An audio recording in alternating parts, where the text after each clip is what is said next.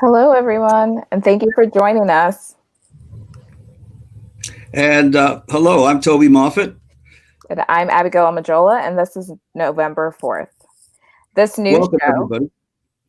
Go ahead. this, this new show, November 4th, is our attempt to prompt a citizens dialogue on what happens on the day after Donald Trump is defeated.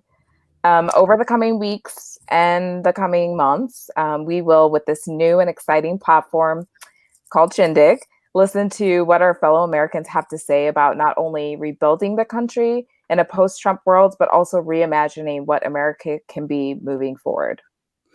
That's right. So the day after the election, we did a show last week, by the way. Maybe some of you saw it about what if Trump doesn't go, but we're going to assume, for purposes of this show, that he loses, and he loses substantially by a substantial margin. And so on the day after, we start not just to rebuild, but to reimagine across a whole number of issues: climate change, immigration, racial justice, income inequality, and a number of others. And the issue that we want to start reimagining about today is really what's happened to our system of justice and the department that's supposed to lead that system of justice, the Justice Department, and the extent to which it's become corrupted by Bill Barr and his boss, the President of the United States. So this is what we're going to be looking at today. How do we reimagine a new Justice Department, a new Attorney General, return to the rule of law?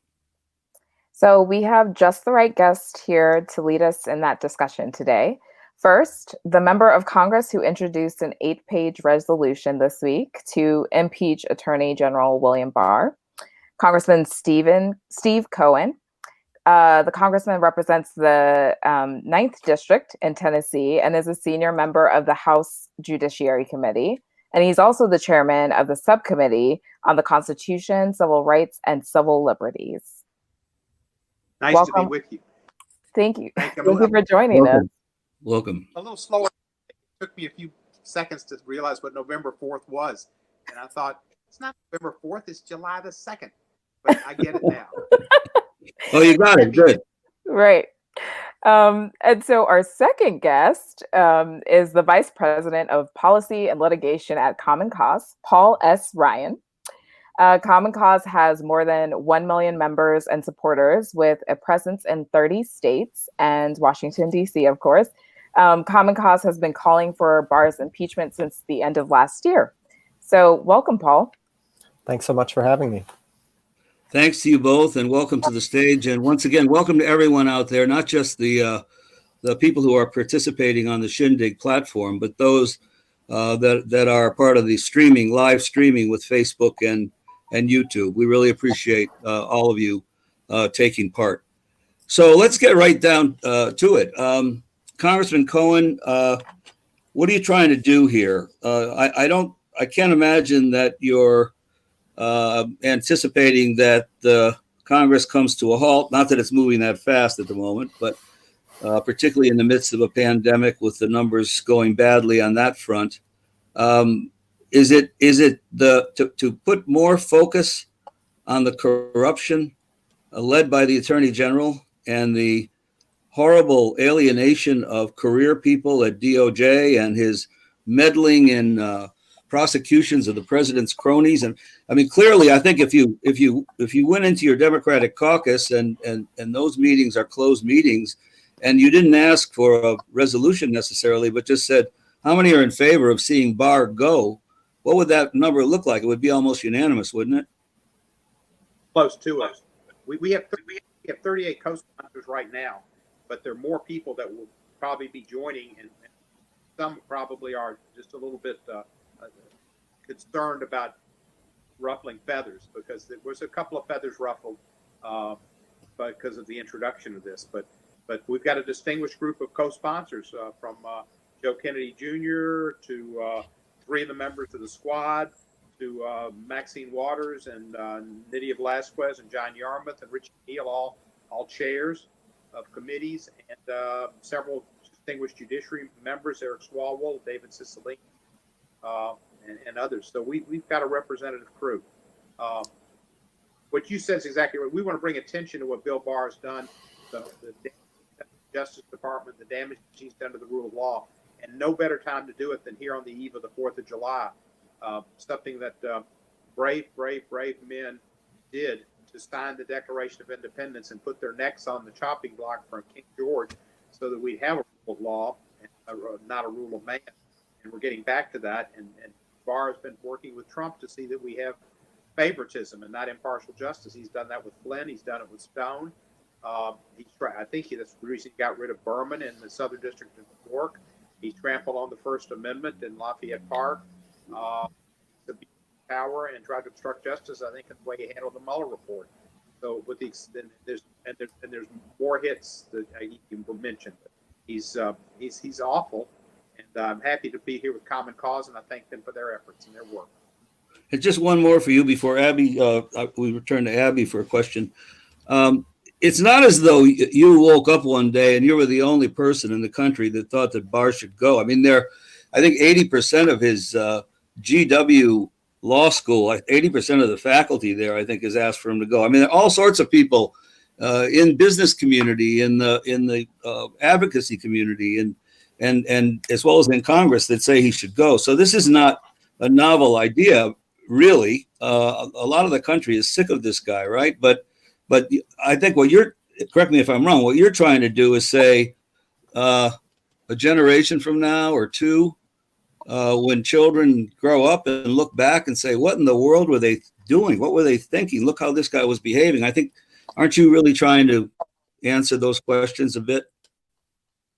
Well, we are, and that's why we drafted our resolution and putting in a lot of the things that he's done. And we also want to continue discussions like we're having here on November 4th so the American public will know what's been going on and the abuses that have taken place. I'm the chair of the subcommittee on the Constitution. And if the chair of the subcommittee on the Constitution and the Judiciary Committee of the House doesn't stand up to these abuses, who is? And so, I mean, there was some brushback from some leadership folk, but it needed to be done. And I think we want to have the discussion, and we want the people to know the dangerous territory and that we're footing that we're on right now. Mm-hmm. Great. Abby? So speaking of the people, so Common Cause, as we said, has about 1.2 million members, and of course works with other groups, grassroots social justice organizations as well. And so you all have, since December, been advocating for William Barr to be impeached.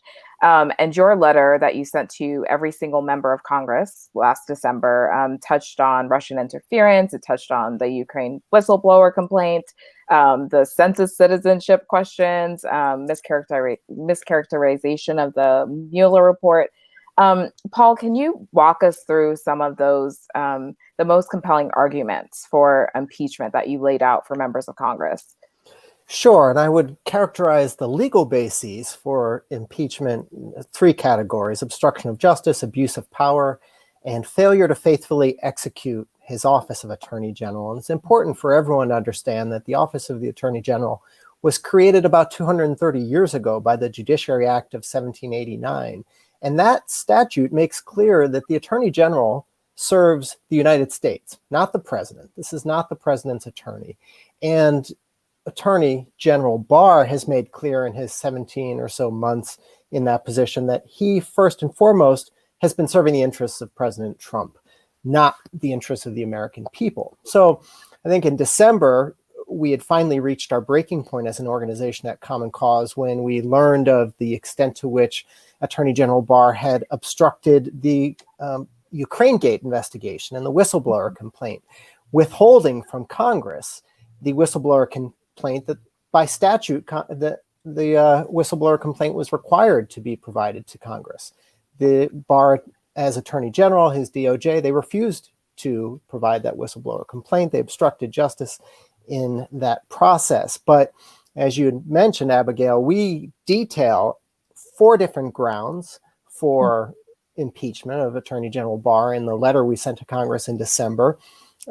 Attorney General Barr undermined the Inspector General's review of the 2016 Russia investigation for election interference. The Office of the Inspector General, an independent agency within the executive branch, determined that beginning under President Obama, there was sufficient justification for investigating the Trump campaign for possible collusion with Russia and Russia for interfering in our 2016 election. And when the Office of Inspector General released its report, Barr publicly rejected its findings. And he did so for partisan reasons to help President Trump. In doing so, I think he not only exonerated Trump for any possible collusion or assistance he received from Russia, but he also effectively encouraged similar interference in U.S. elections in 2020. Barr has done nothing in his role to stop foreign interference in the 2020 election.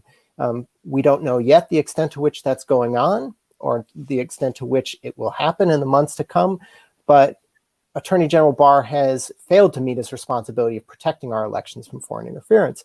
As I already mentioned, another ground was Barr's interference in the Ukraine Gate investigation and withholding from Congress the whistleblower complaint. A third grounds, Barr defied congressional subpoenas in the U.S. Census citizenship question matter. And this is a case that went all the way to the U.S. Supreme Court. Our U.S. Supreme Court, which is, as everyone knows, has a conservative majority, found that the Trump administration, and specifically Secretary Wilbur Ross's plan to include on the census a question about citizenship, found that it was justified on a pretextual basis, that the justification given by the DOJ was contrived, and William Barr refused to turn over the documents to Congress that were subpoenaed, and that would have made clear the lie that Wilbur Ross was telling to the courts and the public, that the DOJ had requested that the Census Bureau put the citizenship question on the census. It wasn't true. Barr obstructed those investigations. Abigail, you mentioned Barr's mischaracterization of the Mueller report. This took place over a period of several weeks, actually more than a month. Special Counsel Mueller gave to William Barr his very thorough and very lengthy report, and rather than passing that on to Congress, Barr sat on it for a month. He held a press conference in which he spun and mischaracterized the contents of that report. In fact, on the day after Attorney General Barr sent a letter to Congress, effectively exonerating Trump, Mueller sent a letter to Barr saying, "You've mischaracterized the contents of my report," urging William Barr to make the entire report available to Congress and to the public. Barr sat on it for a month and spun its contents. So if we, I mean, that's a pretty broad and deep and well done indictment. But if we let's just assume that there's not going to be any long formal impeachment proceedings, right? We want to get to the questions of on November 4th, Trump is gone, Barr is gone. We want to get to how do we reimagine what a country with a real rule of law and a real honest justice system looks like. But before that, as you all know, when Nelson Mandela was elected and took power in South Africa, one of the first things he did was to create a Truth and Reconciliation Commission to look at what had gone on the previous years. When the young king, His Majesty in Morocco, just after his father passed away and he went to become ascended to the throne, he very courageously convened a commission sort of modeled on the Mandela model. I guess in a more perfect world where we had Republicans that were conscientious about those things, we could have a bipartisan look back starting on November 4th, Congressman, as to the damage that had been done, because it seems severe enough, doesn't it, that it would warrant that sort of investigation? I think it does, Toby, and I think that's, people have talked about that in terms of race in America, and that's something that I've championed with my apology for Jim Crow and slavery that we did pass in the House in 2008, and the hope was to have some type of a commission kind of to go into all that. But you're right about the tyranny of the last 4 years, the abuse of law, the abuse of the rule of law, the obstruction of justice, all of these things that has taken place. They do need to be basically spoon-fed to the American public so they'll know how close we came to totally abandoning the precepts and the principles of this nation. And we're seeing it right now. It was very well laid out by your Common Cause guest. The census is something we didn't have in our resolution, but that's certainly another factor. The Mueller report's the thing that we put out, and how he misled the American public for over a month. And then even when he did release it, he took another 3 hours to mislead the American public. And Mueller specifically said, I do not exonerate him. Specifically said that. And it was just awful what he did. And it's obvious what he's doing is just putting Trump above the law and Trump's friends above the law. So a type of commission to go into that would be important. Whether we can do it November 5th is another issue. They still will have a majority in the Senate, and they'll still be doing, as they said in Blazing Saddles, that voodoo that you do so well. Abby. Yeah, Paul. So also going back to that idea, so this show is definitely about a citizens' dialogue around reimagining what this country can be the day after, hopefully, Trump is kicked out of office. But Paul, I'm wondering what you all are doing at the grassroots level to keep this focus on Barr and his behavior, and just start thinking about moving forward. What do we want to see on November 4th? I'll circle back to the grassroots question in a second, but I also want to mention that if President Trump is defeated in November, Common Cause is a nonpartisan organization. We don't have a position on the election. But if President Trump is defeated in November, there will be a new Attorney General in January. And the next Attorney General and an independent, credible Department of Justice can and should hold President Trump accountable for the crimes he has committed that Attorney General Barr has protected him or shielded him from. I'm talking about the hush money payments to Stormy Daniels and Karen McDougal that helped him get elected in 2016. We just learned within the last week that William Barr interfered in the Southern District of New York's consideration and investigation of those crimes. Right. So the news continues to come out. The story continues to unfold about ways in which William Barr has obstructed justice. The statute of limitations on Trump's campaign finance crimes in 2016 is 5 years. That means a new Department of Justice, a new Attorney General will have 8 months at a minimum, and for one, and some of them going up to 10 or 11 months to bring prosecutions against President Trump for his campaign finance crimes. The same crimes that Michael Cohen has served prison time for, his own lawyer. So that in terms of accountability on November 4th and beyond, January of 2021 and beyond, the next Department of Justice can hold people accountable for what was done over the past 4 years. Grassroots, so Common Cause is investing a lot of energy right now at the grassroots level into what we call our election protection work. And we're doing this in coalition with a bunch of other organizations that have long protected voting rights in the United States. And what does this mean? This means ensuring that every voter from coast to coast, fighting for the right of every voter from coast to coast to cast a ballot safely and securely in the primaries that are yet to come and in the November general election. And this is not a given, as you all know, as everyone who's listening in today knows. We've had to fight just to get people the right to cast their ballots in the primaries, and we haven't won all of those fights. There have been very dangerous and elections held, primaries in Wisconsin and elsewhere. So aside from the sort of William Barr accountability work, we're really focused on making sure voters can exercise their right to vote this year so that we will hopefully have a different Attorney General in January. And in terms of the accountability work, I'll just say that our more than 1 million members and supporters, they're all in agreement with Common Cause that William Barr should be impeached, that William Barr has committed impeachable offenses. He should be thrown out of office.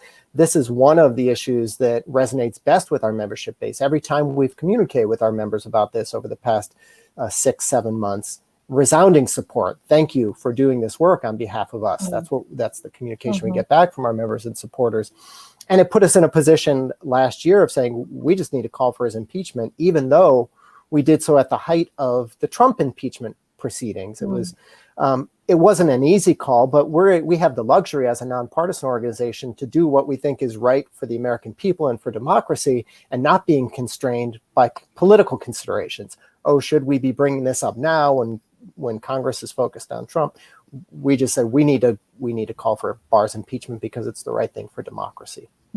Let's suppose that that President-elect Biden creates his transition teams, and obviously there's one on the Justice Department. So it's not just a matter of a new Attorney General, right? And they come to you two guys, Congressman and Paul, to serve on that transition. And they say, here's what we really need. Not just a recommendation for who should be the next Attorney General, but what should justice look like?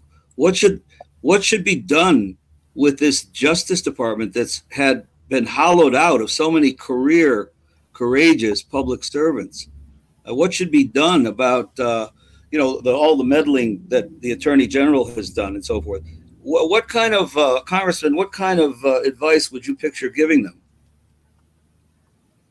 Well, there's certain things we can do in justice, like improve upon the First Act and see that there's prison reform and all those type of issues we need to do. But as far as the Justice Department as a body, I guess transparency is one of the things we can insist upon. And it's going to be personnel in that aren't going to have, they can put in the right people that believe in transparency. I believe that Joe Biden will see to it we have an Attorney General and his appointed U.S. attorneys that are appointed through recommendations for senators and representatives, et cetera, will have those values that will be the right values for the Justice Department. I'm not sure what legally we need to do. What do you think? One thing I would add to that is restoring the credibility of independent oversight, not only within the Department of Justice, but throughout the executive branch, because President Trump has systematically dismantled that independent oversight by firing inspectors general in a bunch of different agencies. So one legislative fix, for example, is to pass legislation that only allows a president to replace or fire an inspector general for cause. That type of protection exists for a very small number of people in those positions. The Postal Service Inspector General, for example, can only be fired for cause. Most inspectors general, who again serve a really critically important role of independently overseeing the operations of these executive branch agencies, in most instances, they can be fired for any reason. And President Trump has taken advantage of that. And he's axed a bunch of inspectors general across the board. We need to strengthen protections for inspectors general. Paul, an excellent point, and I agree with you. But, we just had a case where the Elizabeth Warren financial oversight crowd, that was supposed to only be fired for cause. And the Supreme Court said, no, he can fire him for any reason he wants. So as long as we're stuck with the Supreme Court, with Justice Roberts, who I've got faith in, we're in trouble. Because we can pass all the laws we want. And if you've got a corrupt guy at the top or a corrupt gal at the top, Olivia, y'all don't get out of this. You can't. There's only so much you can do, and this guy will do anything. He has law. He's trampled on it. He hasn't. We can't do oversight. Barr doesn't come before the Judiciary Committee. They won't subpoena him. They don't comply with subpoenas. You can pass all the laws you want, but we've run into brick walls. I think we should have used inherent contempt, which we've got. Maybe we need to draw up the inherent contempt statute in a better way. But the problem you've got is, we're in charge, and hopefully we don't need to use inherent contempt with our own people. But he's got really the most corrupt person in the history of the country, and in charge, who will just is a bull, and he's got a bull behind him in Barr, and they are just running roughshod over every law you can pass. We're gonna go to questions from the audience in a moment. So let me just alert everyone that if you have a question, you can click on the question mark on your screen or the raise your hand button, and you can submit your question. You can come to the stage, or you can submit it in writing. But if you're planning on doing that, we think it would be a good idea for you to start to do it now. Abby? Yeah, that's right. So before we start taking questions, just one last question that we'd like to ask any of our guests is, what else really needs to be done on November 4th and beyond, of course, January, if we have a new president, to restore faith in rule of law in this country? What other big picture things should we be looking at? We need to pass the Voting Rights Act, reinstated. I think that's one of the major things we need to do, because upon which democracy rests is voting, and people are being denied the franchise. and they're doing all kind of things to dissuade people from voting. And all this argument against mail-in ballots is to try to limit the vote. I think it'll hurt him electorally, but I also think he's setting up an argument to claim that the election was not fair. So, there's a couple of methods he's going at, but that's one of the first things we do is to pass the VRA. Yeah, and go ahead, Paul. Sorry. I agree completely with Representative Cohen, and I'll build on it. In January, the House legislation HR 1 was introduced that is a huge omnibus democracy reform package. It's got voting rights, it's got campaign finance reform, it's got ethics reform. It passed the House. It has not passed the Senate. In a new Congress with a new president, we need to pass that legislation because it affects so many of our institutions of government and democracy and would strengthen them. Yeah, we might also add for people watching, and whether it's live streaming on Facebook or YouTube or on the Shindig platform, we'd be remiss if we didn't remind everyone about the Senate races, which are so important. Paul, I know your organization can't get involved in that stuff, but I know Congressman Cohen cares a lot about it, because this House, under this great leadership of Speaker Pelosi, as happened, by the way, when Steve was a freshman back in 2007, passed one bill after another, one mega bill after another, one historic bill after another, and they go over to the Senate, and they hit the wall, and they fall to the floor. So, there's Senate races out there like Cal Cunningham in North Carolina, and Phillips in Iowa, and Sarah, the Speaker, taking on Susan Collins, and so forth. The Montana race, I think Arizona and Colorado are looking quite good, but so we need people to focus on that as well. So, Abby, are we ready for audience questions? Yeah. So as a reminder, everyone in the audience, make sure that you can submit a written question by clicking the question mark on your screen, or you can raise your hand if you'd like to come up to the stage to ask a live question. So we'll give folks a few minutes or 30 seconds really to do that. It's a new platform, so we get it. While we're waiting for the questions, though, Congressman, you have that subcommittee, Constitution, what's it called, Constitution and Civil Rights, the one you chair, Civil Liberties, yeah. How have you found having so many freshmen, mostly freshman women, on that subcommittee, and how has it sort of energized the whole thing? Well, we've got an enthusiastic group of freshmen. We've got a great freshman class, and people like Madeline Dean, Mary Gates Scanlon, and Miss Escobar, Veronica Escobar is great, Miss Garcia. We've got some great women on freshmen. Then we have good people in general. Val Demings is a great member. Cicilline, Swalwell, we've got a good team. But the freshmen have really been stars. Jonah Goose is a good one. Quite a few of them are women, and they've done a great job. They're enthusiastic. They've got good backgrounds, good experience. They bring a lot to the committee.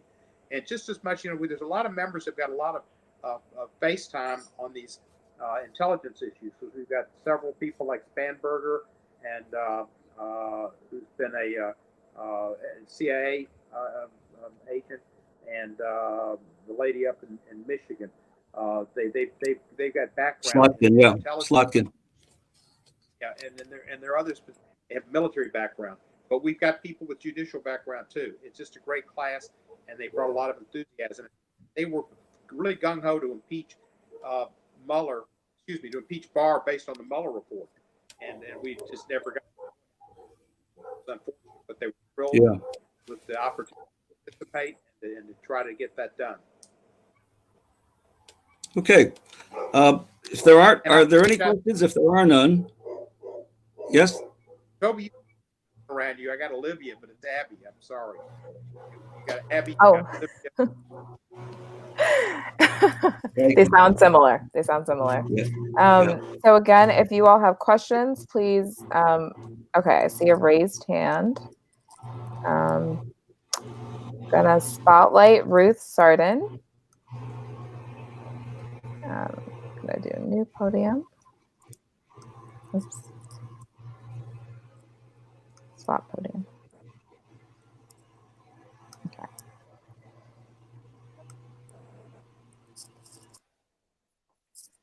Hi, Ruth. Ruth, we are unable to hear you. Let me see. Let's try again. Ruth, can you hear us? Oh, we can't hear you. Do you want to submit your question in the question box? Okay.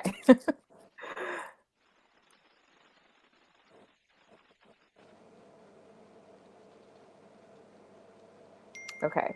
We're going to give Ruth a second to submit her question. If there are others, please type your questions away, or we can also bring you up on stage. That's the beauty of this platform.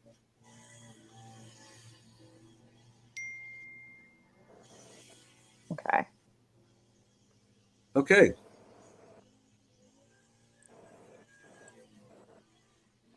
Okay, I'm not seeing a question from Ruth.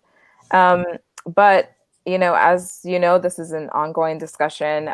We will have several additional conversations. There's a lot to revision for this country. And so we'll be back in the next week or two, and we will keep you all posted. I'd like to thank Congressman Cohen for joining us, and Paul Bryan for also joining us today. We've really appreciated your insights. You've given us a lot to think about in terms of accountability, transparency, voting rights. Again, there's a lot of work to do. So thank you so much for joining us. Thanks to everybody out there. Thanks a lot. See you next time. Thank See you you. next time. Thank you for having us. Thanks.